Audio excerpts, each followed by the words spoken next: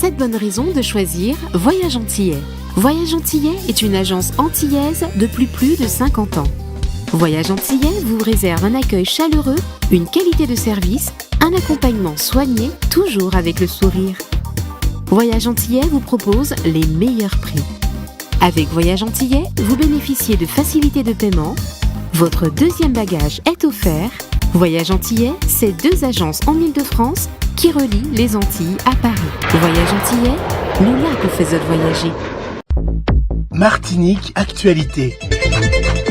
Après le meurtre d'un enfant de 6 ans à Port-Louis en Guadeloupe, l'autopsie du corps confirme que la cause du décès est liée aux multiples coups subis dans la soirée du 18 au 19 février, alors que l'enfant a été sous la garde de son beau-père, annonce la procureure de la République de Pointe-à-Pitre dans un communiqué.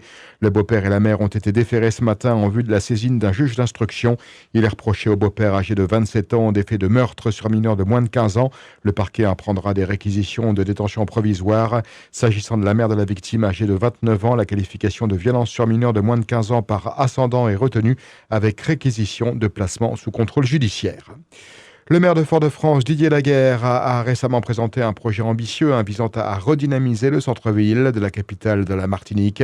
Ce projet inclut la création de rues piétonnes, l'organisation d'événements culturels et sportifs majeurs, ainsi que la construction de nouveaux logements. Avec un budget de 100 millions d'euros, la ville cherche à attirer des investisseurs et à améliorer l'attractivité commerciale du secteur. Les appels à manifestation d'intérêt pour les parcelles disponibles seront lancés dès mars 2025. On écoute le maire de Fort-de-France, Didier Laguerre. C'est une intervention à la fois publique et privée. On est sur de la rénovation urbaine, un plan d'action au cœur de ville qui commence à produire ses effets. Donc à la fois de la réhabilitation de bâtiments anciens portés par des promoteurs privés, de la réalisation de construction de logements destinés à des seniors, de jeunes seniors actifs, de jeunes ménages actifs et des étudiants, aménagement de locaux commerciaux, mais en même temps la reprise d'un certain nombre de voies, la fin du programme d'aménagement de la Savane avec la réalisation du parking de la Savane, la reprise de l'avenue des Caraïbes, la mise à disposition pour les promoteurs de terrains rendus constructibles dans le centre-ville et dans ses abords immédiats, la reprise de la fontaine Guédon, et en même temps un programme concerté de rues piétonnes, semi-piétonnes, un programme de réalisation, alors de mise en œuvre du stationnement payant sur voirie, avec une stratégie de facturation concertée avec les acteurs économiques, la mise à disposition de parking relais permettant à ceux qui travaillent dans le centre-ville de ne pas garer dans le centre-ville pour libérer la place pour les chalands. Un programme également d'animation régulière, d'animation commerciale, avec l'organisation de nocturnes qui a commencé depuis le mois de juillet, avec des animations également, et donc une autre façon de vivre la ville.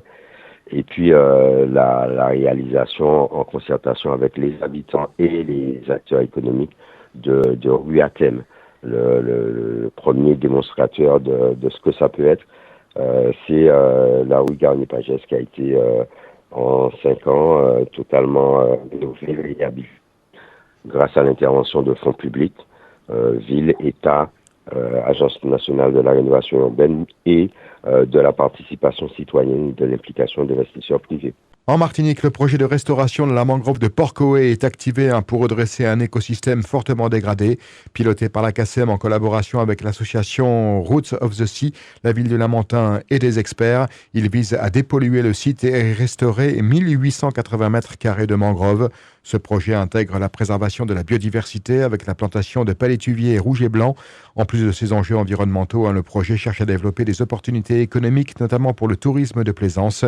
La mangrove joue un rôle crucial contre l'érosion et les cyclones.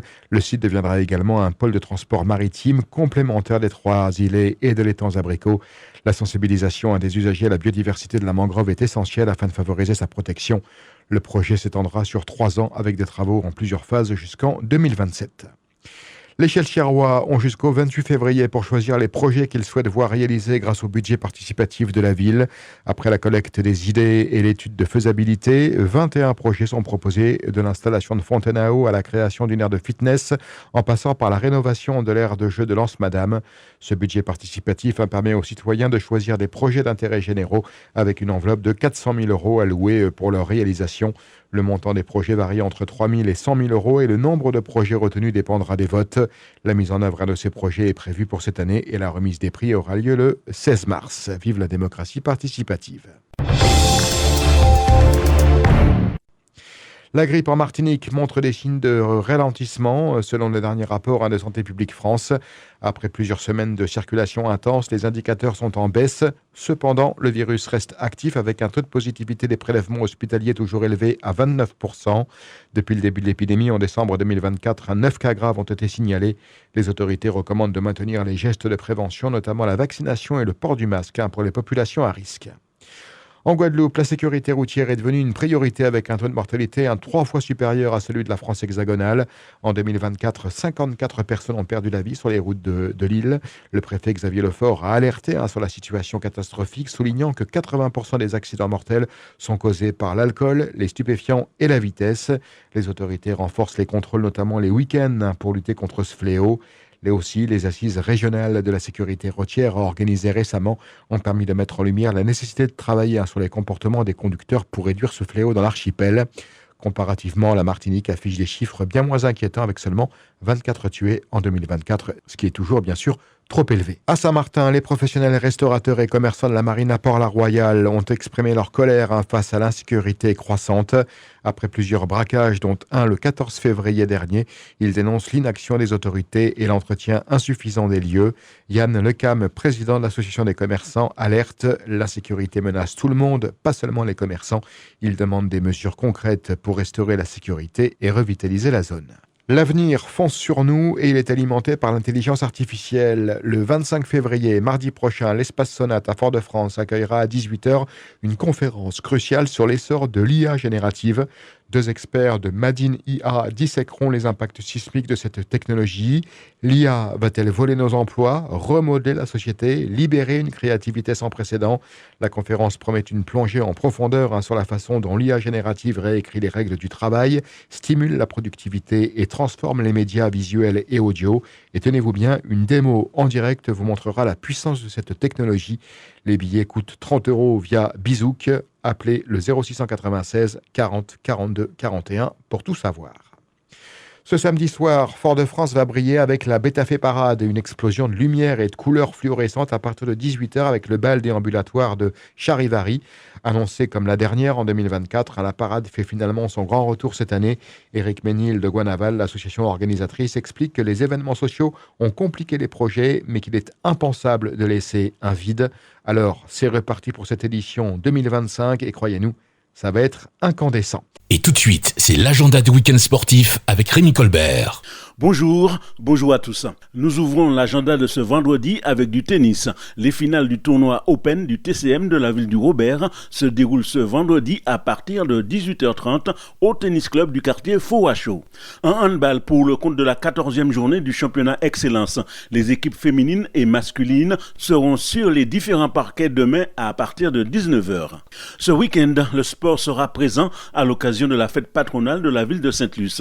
Déjà demain après-midi, les cyclistes s'aligneront sur le Grand Prix de la ville. On écoute le responsable du service des sports de Sainte-Luce, Alfred Sefiz. Le samedi, nous aurons une course cycliste organisée par le VCL 228 de Sainte-Luce et en partenariat avec le comité régional cycliste de la Martinique. Le départ est prévu près du pôle sport et l'arrivée au quartier de l'Épinay. Dimanche, le plan d'eau de Sainte-Luce sera occupé par les gondioles, les gommiers et la voile radio commandée. Confirmation de la présidente de la Fédération des Yolondes, Isabelle Malboou. On sera sous Sainte-Luce avec les gommiers et aussi avec les voiles radio commandées. Ça va être un peu compliqué, 3 disciplines sur l'eau, mais comme d'habitude, je pense que ça va bien se passer et puis on va naviguer comme d'habitude. En football, pour le compte de la 18e journée du championnat de R1, 6 matchs se jouent ce soir à 20h. Le 7e et dernier qui se déroulera demain entre le club franciscain et le club colonial aura un goût de revanche pour les franciscains qui ont été battus mercredi soir 2-0 par le clubiste à l'occasion du match aller des demi-finales de la Coupe Vive. En R2 dans le groupe A pour le compte de la 16e journée du championnat. 3 rencontres se disputent ce soir à 20h. Le Futsal Académie Martinique accueille l'AS Morne-Pito. Le Stade Piritain reçoit le RC Rivière-Pilote et le leader, l'Inter de Sainte-Anne, se déplace aux Trois-Îlets pour défier l'éveil. Le dernier de cette 16e journée se tiendra mardi prochain au stade Louis-Achille entre la Lanterne Rouge, le Goodluck, et le 6e, le CS Vauclinois. À 7 journées de la fin du championnat, le Goodluck est bon dernier du groupe, mais son coach, Jean-Claude Linéré, n'est pas inquiet. Mon collègue et moi, on n'est pas inquiet parce que ce groupe-là, il est jouable. Quand on voit les matchs qu'on perd depuis que je suis là et d'aller les voir jouer d'habitude, c'est un groupe qui est jouable. On n'aurait pas dû être là. Je pense qu'il y a eu des erreurs qui ont été commises au début et des décisions qui auraient dû être prises plus tôt. Dans le groupe B, le seul match qui est programmé ce soir à 20h voit le Real de Tartane se déplacer au Lorrain pour affronter l'Océanique.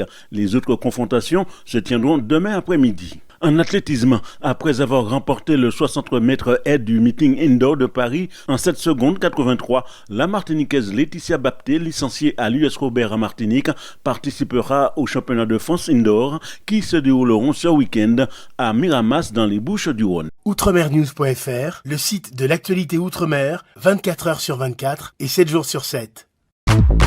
Retrouvez la chaîne Outremer News sur YouTube.